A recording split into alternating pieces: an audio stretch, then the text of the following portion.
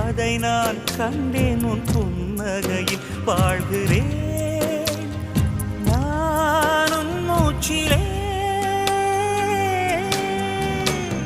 முன்பனிய முதல் மழை